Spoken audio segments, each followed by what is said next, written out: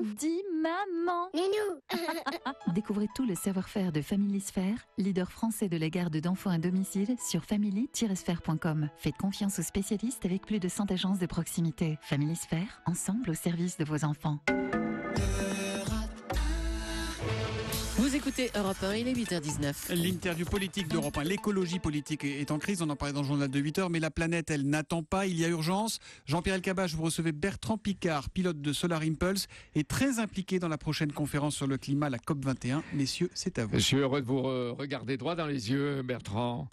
En général, pour vous apercevoir de loin, il faut observer le ciel. Bienvenue Bertrand Piccard et bonjour. Bonjour. Je rappelle que vous avez réussi le premier tour du monde, 20 jours en ballon sans escale, puis initié et piloté l'avion solaire qui vous attend en ce moment à Hawaï. Quand repartez-vous ?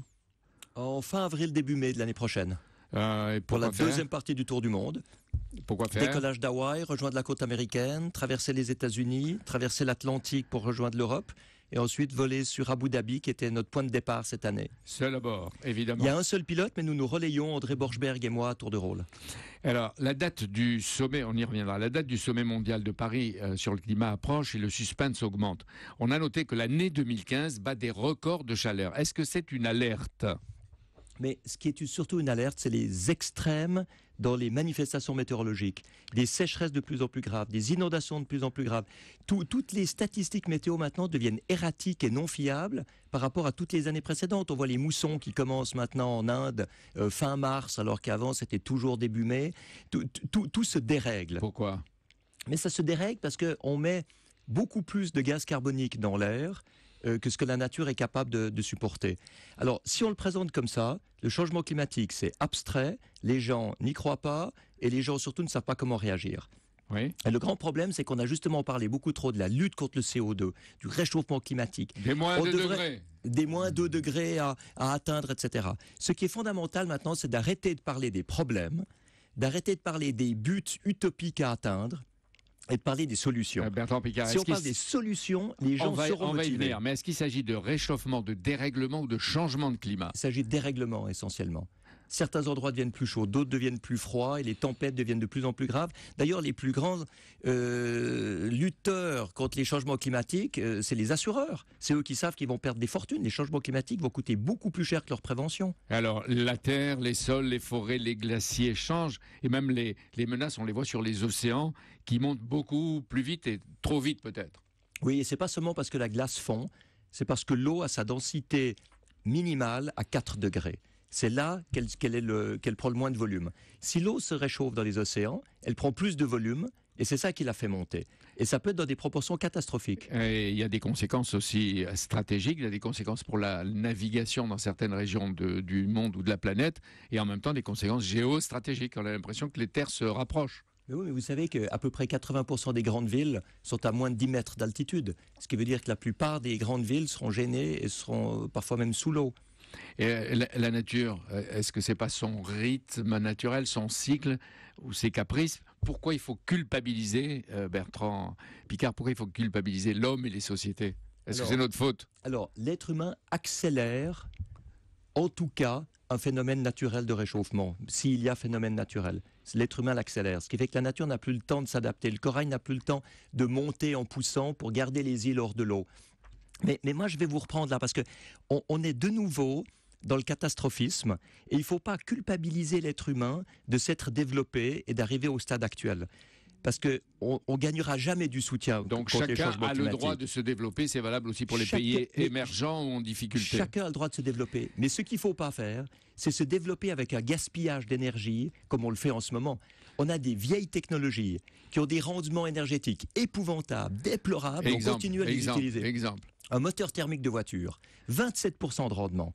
C'est-à-dire que 73% du rendement et de l'énergie qui est mise est gaspillée, par en chaleur, par en fumée. La climatisation ? La climatisation dans les maisons, quand on a des maisons non isolées. Si vous avez une climatisation à 25 degrés, quand il fait 40 degrés dehors, avec une maison bien isolée, vous pouvez le faire avec du solaire. Mais c'est clair que si vous refroidissez à 15 degrés, avec une maison non isolée du simple vitrage, toute cette énergie passe dehors. Alors il y a donc plus de temps à perdre, je ne veux pas culpabiliser, mais il faut décider et agir. Et ce qui est exceptionnel, il me semble, Bertrand Piccard, c'est de demander à des chefs d'État, des entrepreneurs, à des journalistes de prévoir longue durée, comme dirait Fernand Braudel, et de préparer aujourd'hui 2050. On n'y pense pas. Non, et ça, c'est un gros problème, parce que quand vous dites aux gens qu'il faut changer leur voiture ou isoler leur maison pour pas que le pôle sud fonde dans 50 ans, ça leur est complètement égal, ils s'en foutent complètement. Et c'est pour ça qu'il faut inverser le problème. C'est pas pour les générations futures qu'il faut faire ça, c'est pour notre génération actuelle. Parce que notre génération actuelle a des immenses avantages maintenant à lutter contre les changements climatiques. Alors, pour que COP 21 à Paris soit un succès, pour qu'il y ait une sorte de consensus mondial, qu'est-ce qu'il faudrait à votre avis ? Il faut arrêter de culpabiliser les gens, il faut arrêter de dire que c'est un problème qui coûte cher, il faut montrer que c'est une opportunité qui rapporte de l'argent, que c'est un nouveau débouché économique, c'est qu'il y a des d'ailleurs ce que dit solutions en ce moment technologiques. Patrick Pouyanné, le patron de Total, dans les Échos de ce matin, il dit c'est du business en croissance.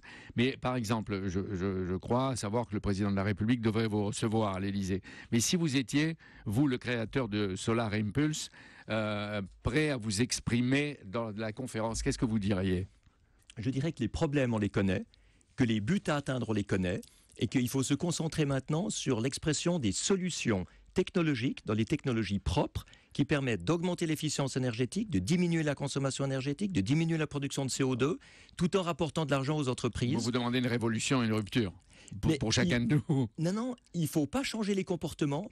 Ou disons, il ne faut pas vouloir changer les comportements parce qu'on n'y arrivera pas. Les gens n'iront pas à pied, ils veulent une voiture. Mais ils peuvent avoir une voiture hybride, une voiture électrique. Est-ce que la S'ils ont France... une maison, ils peuvent avoir une maison bien isolée. Et ça crée des emplois. Est-ce que la France, avec les Nations Unies, s'y prend bien pour la conférence là ? Écoutez, curieusement, je dirais oui. Je pense que la France a créé un enthousiasme autour de COP21 qui est de très bon augure. Maintenant, il faut arriver à transformer cet enthousiasme en des actions concrètes pour remplacer les vieilles technologies polluantes par des nouvelles technologies propres. Est-ce que nous avons les nouvelles technologies qui nous permettraient de consommer, de changer ? Oui, on les a. On a suffisamment de technologies propres aujourd'hui pour diviser par deux la consommation d'énergie et la production de CO2. Et à votre avis, Bertrand Piccard, l'équilibre planétaire dépend naturellement des pays les plus riches, on le dit souvent, mais est-ce que c'est à eux de faire le plus grand effort ? Non. Parce que ça ne doit pas être vu comme un effort, justement. Ça doit être vu comme une opportunité. Tout le monde peut la prendre, l'opportunité. Quand vous avez des pays pauvres qui gaspillent des quantités énormes d'énergie dans de la climatisation, du chauffage ou des moteurs diesel pour des génératrices électriques, vous pouvez remplacer tout ça par des investissements dans les technologies propres qui vont leur permettre de gagner de l'argent. Alors moi, j'aimerais juste dire une chose. Les gens disent toujours il faut plus d'énergie renouvelable. C'est pas seulement les énergies renouvelables, et le renouvelable n'est pas toujours financièrement rentable. Ce qui est le plus souvent financièrement rentable, c'est les économies d'énergie, c'est l'investissement dans des technologies qui permettent d'économiser de l'énergie. Et on a ces technologies. Alors moins de charbon et de pétrole, le prix baisse, une combinaison de nucléaire et de renouvelable, parce que la solution radicale, Bertrand Piccard, ça peut pas être le soleil et les vents. C'est tellement aléatoire. Alors, le soleil, le vent, la géothermie, l'hydroélectrique et la biomasse suffiraient si on enlevait les technologies les plus polluantes parce qu'elles consomment le plus d'énergie et qu'on les remplaçait par du renouvelable. Votre devise pour l'avion solaire, c'est « The future is clean », propre. Pourquoi clean et pas green ? Parce que green, c'est les écologistes politiques. Et ce qui est absolument épouvantable, c'est de voir que la nature, depuis 30 ans, est otage de partis politiques, alors que ça devrait permettre des consensus. En ce moment, un gouvernement de droite ne peut pas prendre des mesures écologiques parce qu'il a l'impression de donner des voix à la gauche qui soutient les écologistes. Par conséquent, la nature est prisonnière. Est-ce que ça veut dire qu'il faut dépolitiser le débat ?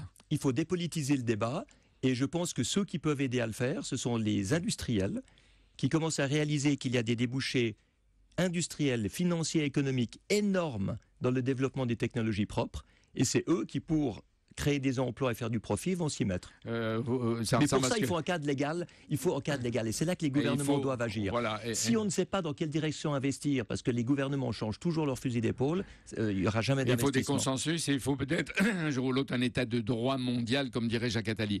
Vous faites partie d'une famille de scientifiques aventuriers.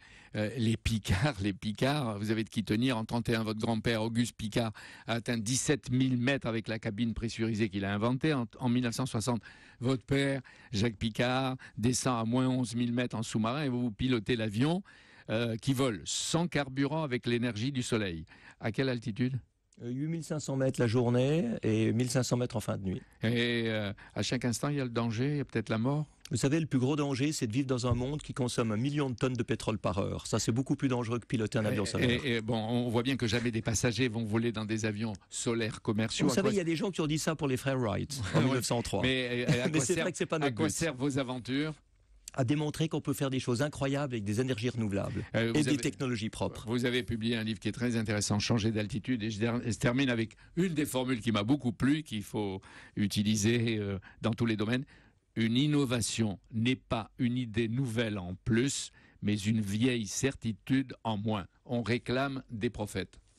Merci Jean-Pierre, merci Bertrand Piccard d'être venu sur Europe 1 ce matin. Demain on parlera écologie politique avec Jean-Vincent Placé qui réagira à la crise ouverte chez les Verts avec le départ de François de Rugy qu'on a appris ce matin. À suivre, la revue de presse de Natacha Polony. Faut-il dire migrants ou réfugiés ? Ce matin les mots ont un sens et il y a débat dans la presse. Il y aura